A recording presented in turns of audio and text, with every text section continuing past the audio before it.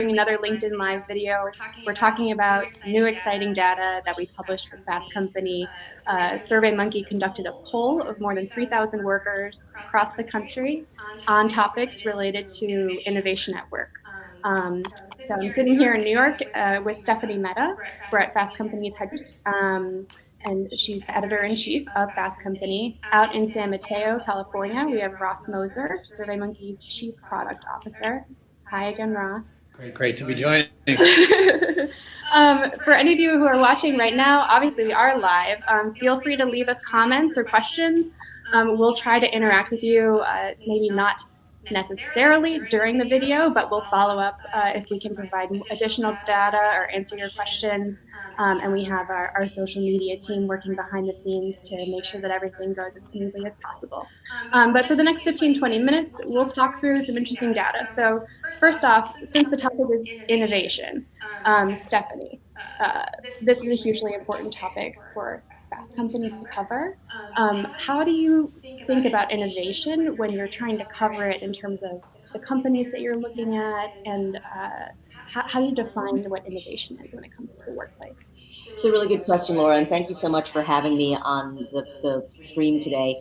We think about innovation all the time, and what's great about innovation is that it's such a fungible thing. For different companies, it means different things. For a lot of technology companies, it's about product innovation. It's about introducing new business models into the marketplace. For incumbent companies, a lot of times it's about process innovation. It's about really reinventing the way they've done things that have helped them get to a certain point in time, a certain scale, but they really need to rethink the way that they've done business or think about smarter, faster ways of doing business. So every company defines innovation a little bit differently. For us, what was so exciting about looking at innovation in the workplace is that it was an opportunity to not look at product or process, but to really look at culture. And so when we set out and decided to work with SurveyMonkey on some surveys around what innovation looks like in the workplace, we were really ultimately trying to get take the temperature of what a company's culture is. Is it a culture that enables people to fail fast and learn from their mistakes? Is it a culture that empowers everybody at all levels to participate in programs like hackathons or like pitch contests? Is it a culture where failures are actually dissected and celebrated in front of large groups of people so that people know they have license and permission to try things and experiment? So for us, when we think about innovation in the workplace, it can't be boiled down necessarily to a specific thing, but really it's about, has a company created an environment where people feel they can innovate? Okay. And so I should mention too that the first survey we worked on with you was for a particular issue that was dedicated to the most innovative, what was it, most innovative workplaces? Best workplaces for innovators. Yeah. Okay. There are a lot of great surveys out there and great programs that look at best places to work, and they look at things like benefits programs and how progressive a workplace is when it comes to, say, parental leave or leave for ailing parents. Those are all great, and those often tend to be companies that are also fostering great innovative cultures. Yeah. But we really wanted to hone in on the programs and the policies and the sort of intangible parts of a company that really encourage employees to put forth new ideas, to experiment, and to be part of the innovative culture. Okay, great. So on that topic, Ross, I want to go back to you and have you talk a little bit about how SurveyMonkey views innovation. In your job as Chief Product Officer, you're kind of the one responsible for making sure that we're constantly making improvements to the product. You have a whole team of people who are working on pushing things forward. So how do you think about innovation at SurveyMonkey? Yeah, thanks, Laura. I actually think Stephanie's call out on culture is critical. So innovation really, from a product perspective, is looking at customers. They may be internal, they may be external customers. We orient more toward external, but looking for ways to go beyond customers' expectations and leverage new ideas, new technology to deliver something that goes beyond the expectation of those customers. But it really starts with having a culture where the ideas bubble to the surface, where people feel empowered to raise their hands, suggest those ideas, but also for those ideas to be vetted, to build on one another, and to create sort of structural change in how you run a team. And I think, I'm in Silicon Valley. It is often thought of as the hotbed for innovation. And so there's sort of an assumption that innovation happens here. But I think we're past the days of innovation being restricted to certain segments of the industry, even certain segments of a company and product. I feel like it's our job to distill the ideas that should come from everywhere. And so great innovation, I think, is company-wide and comes from having a culture and a priority of surfacing ideas, assessing them with data, and then having the best ones turn into new ways that you do things as a company. Okay. So you're definitely both in agreement on the necessity of both product and process innovation at work, right? Are there particular products that SurveyMonkey has recently developed, or are there new kind of features or tools or examples of ways that kind of you help shepherd good ideas forward in innovation at SurveyMonkey? Yeah, I mean, we try to make changes all the time, but one example that really comes to mind is this product we call SurveyMonkey Genius. And what that effectively is a real-time helper to instill methodology in how people ask questions and gather data. If you think historically about a product like SurveyMonkey, it made it very easy for people to create surveys and send them out. But the question was always, are the surveys good surveys? Are the questions being asked the right ones? And is this the best way to get the most informative data back so that you're driving the most effective decisions from that data? And so we've taken basically the billions of responses that we've seen over the 20-year lifetime of SurveyMonkey and used machine learning to identify what patterns lead to better results and surface those real time, whether you're creating a survey, whether you're figuring out how to send it out, and then ultimately how you then take that data and make a decision against it. We bundle that all together under this idea of Genius, but it started with a simple idea of, can we help people ask questions better and do it at scale across all the people using our product? And it is built over time from new ideas and new ways to apply that kind of capability across the entire product. So it's an exciting example to me of something that started small and continues to build and has become foundational for how our product reaches customers and makes them successful. Okay, I love that example in part because I work on our research team, and so we were hugely, I think, helpful in pushing that innovation forward at SurveyMonkey. Part of my job is to help people write good surveys and help conduct polls for other organizations.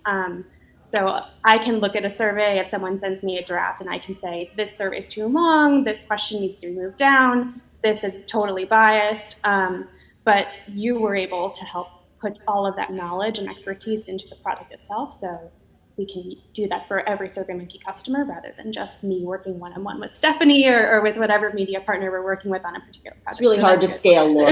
There's only one of all of your customers. We have a great team, but it is hard. So it's much better with the actual product.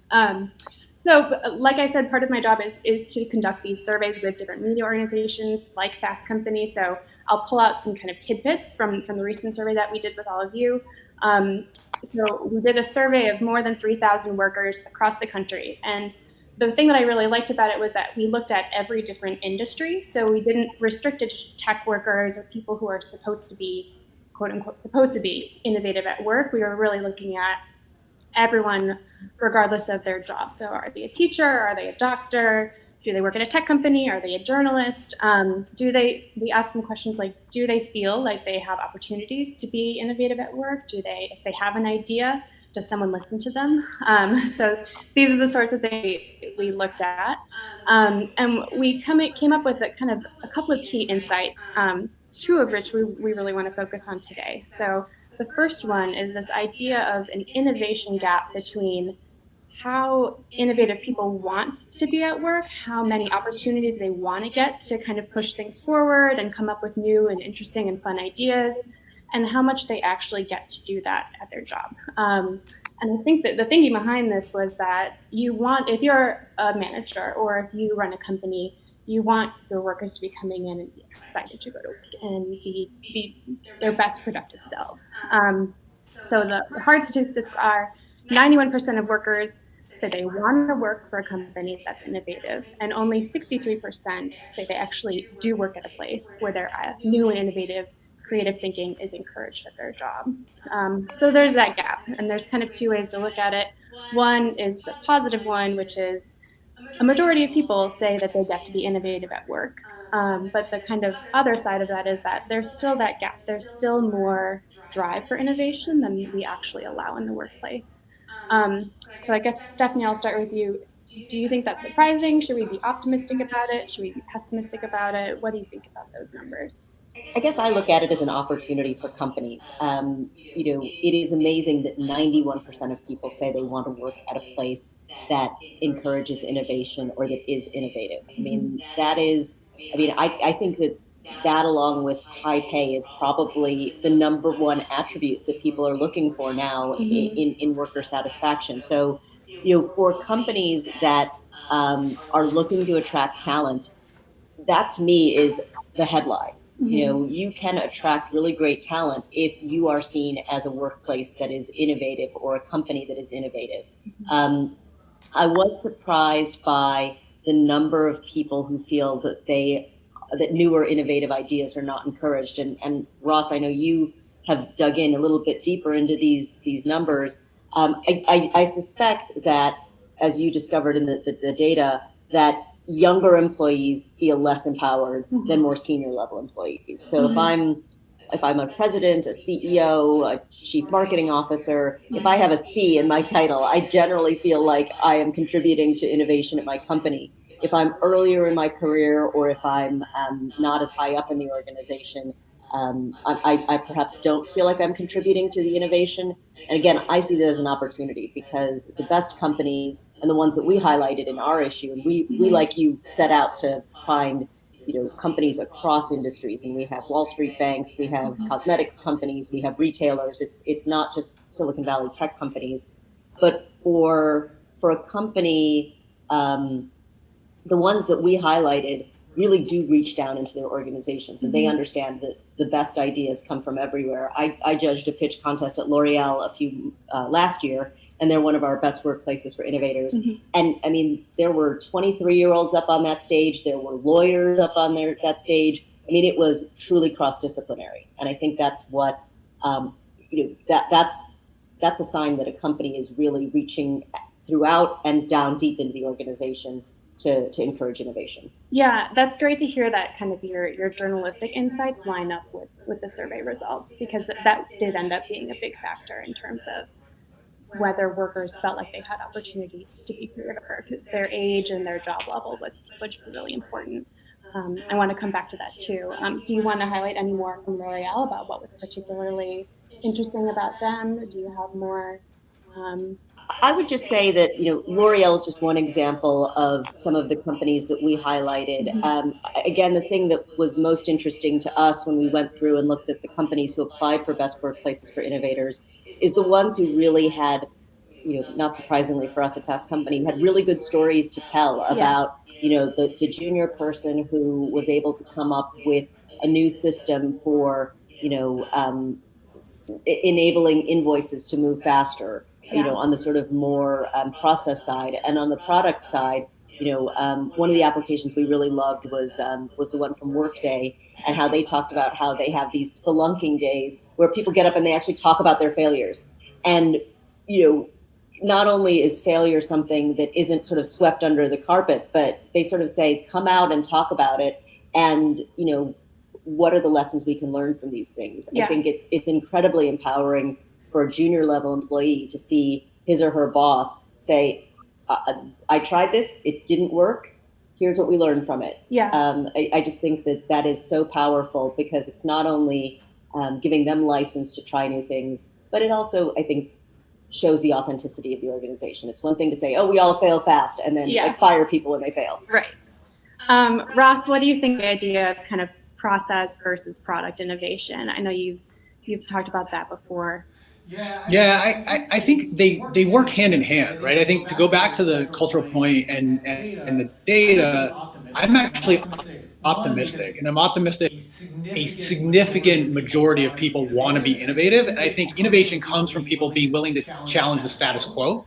Yeah. I think the call out on what role you sit in an organization and how that's a feeling of whether actually I want to challenge a little bit sort of the assumptions on what is innovation is, because innovation that gets and that we all read about are really the moonshots that change industries, change companies, that are very dramatic. Yeah. The most successful innovation for most companies is bottoms up, and it's a lot of little ideas that grow over time. And so a few things to take away from that are, it's not just about having the big idea that changes your company. It's about having the small idea that changes how your team operates, or the small idea that looks at how people are using our product that grows into something like SurveyMonkey Genius. I think it's also about recognizing that the more ideas that come up, the smaller percentage of them are the winners. But actually, the distilling of those ideas and finding winners is what an innovative organization is all about. And I think early in your career, or even in a certain seat, you may have an idea that didn't get chosen as the winner and feel frustrated by that reality. That doesn't necessarily mean the organization isn't being innovative and winnowing through those ideas and finding the things that are going to have the most success. But I think it comes back to culture. It comes back to, how do you celebrate how that process operates, where the winners are. The L'Oreal example is a great one. At SurveyMonkey, we have hackathons where we bring all of our R&D teams together and really just stretch the status quo on what's possible.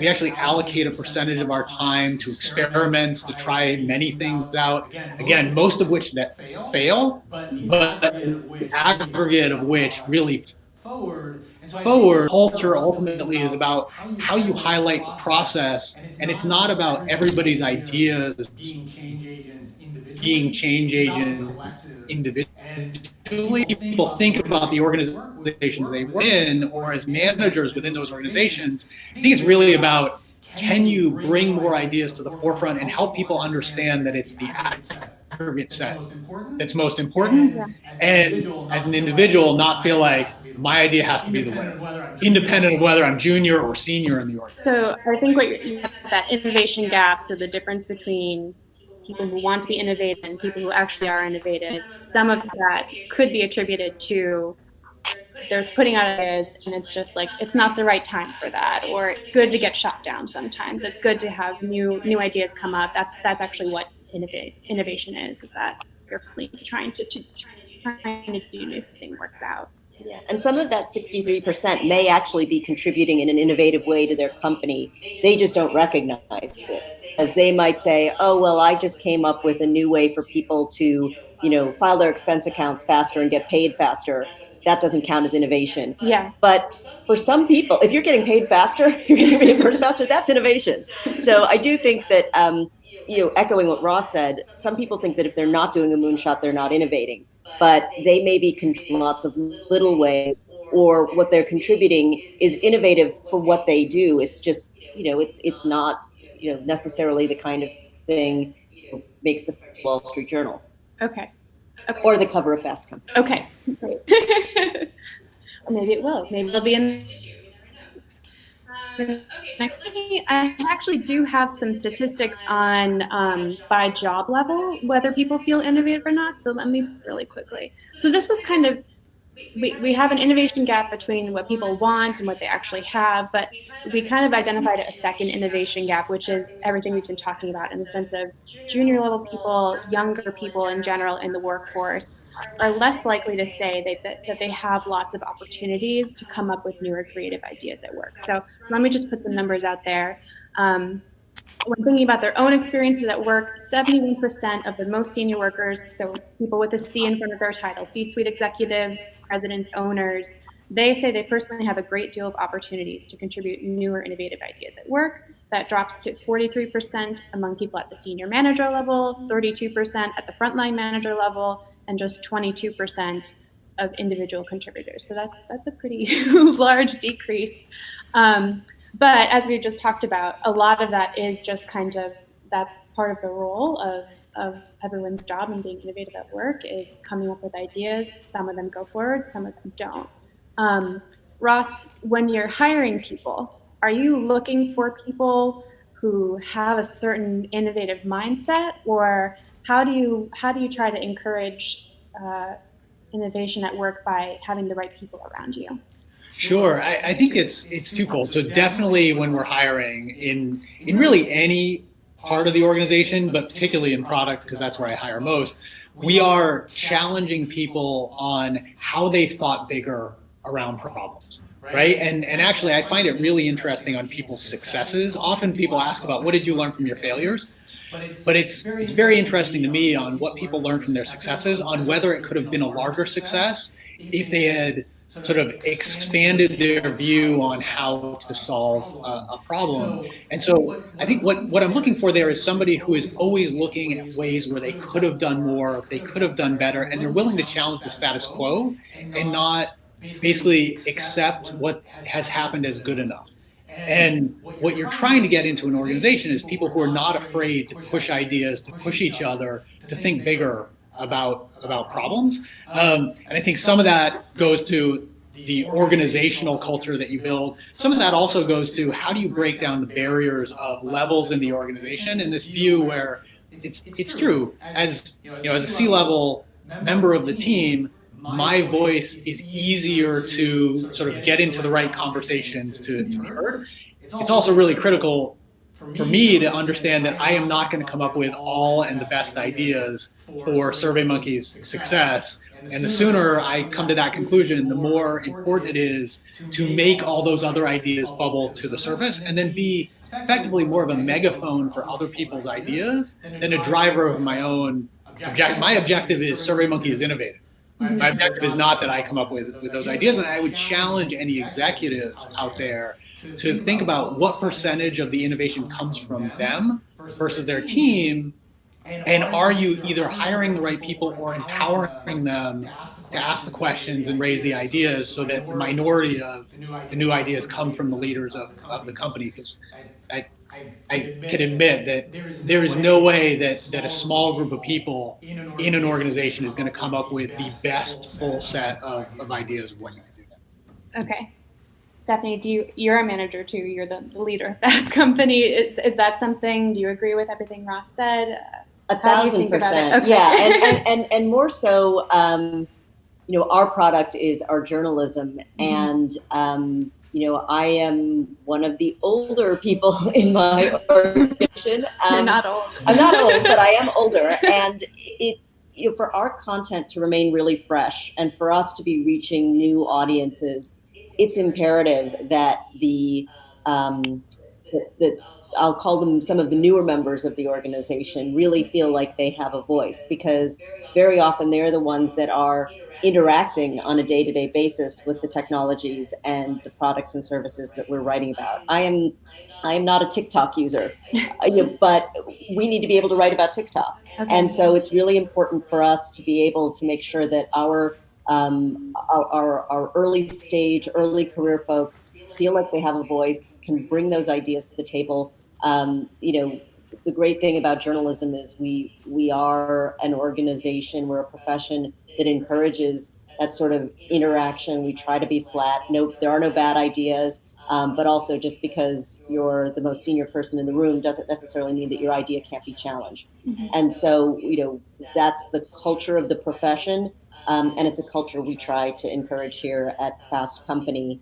But I suspect that, decades ago, there was this phenomenon that started called reverse mentoring, where, older executives at corporations just didn't understand technology, didn't understand the internet. I'm talking not about sort of technology companies, but like large organizations where executives were still having their assistants print out their emails because they didn't know how to access their computers. Yeah.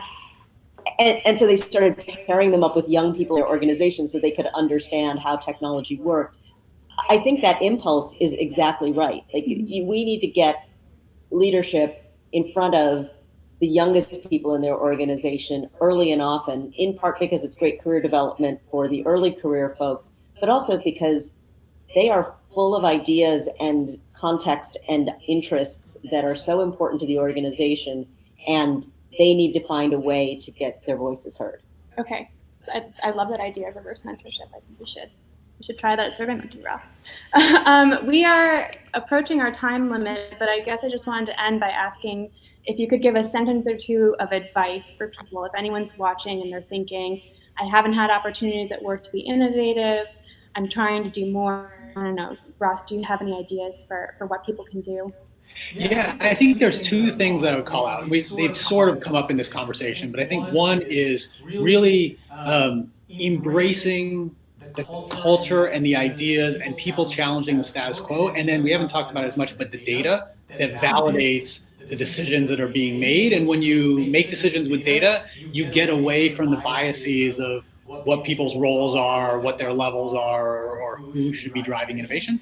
And the second point is when you embrace this kind of sort of approach to business, you have to embrace all of it, which means try more things, more are going to fail, and you're going to have other things that succeed wildly.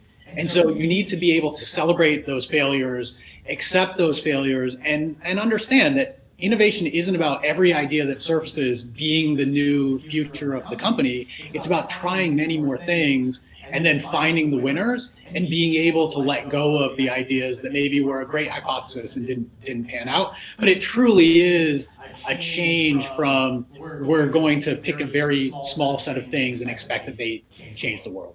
Okay, so keep on trying, keep pushing. Right? Keep on trying and embrace more. Okay. Stephanie, any last words? I think the only other thing I would add, and I think Ross's 2 points are great. I would say innovation is a team sport. There is a sense that innovation is this lone wolf kind of thing. It's the entrepreneur in his or her garage coming up with the moonshot, to use a word that we've used before.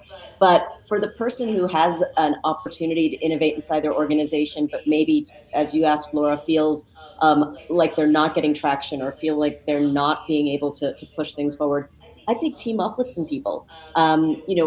We talked a lot about pitch contests. Very often those are teams. That's not just one person getting up and saying, hey, look at what I created. It's groups of people saying we worked together on this problem and came up with the solution.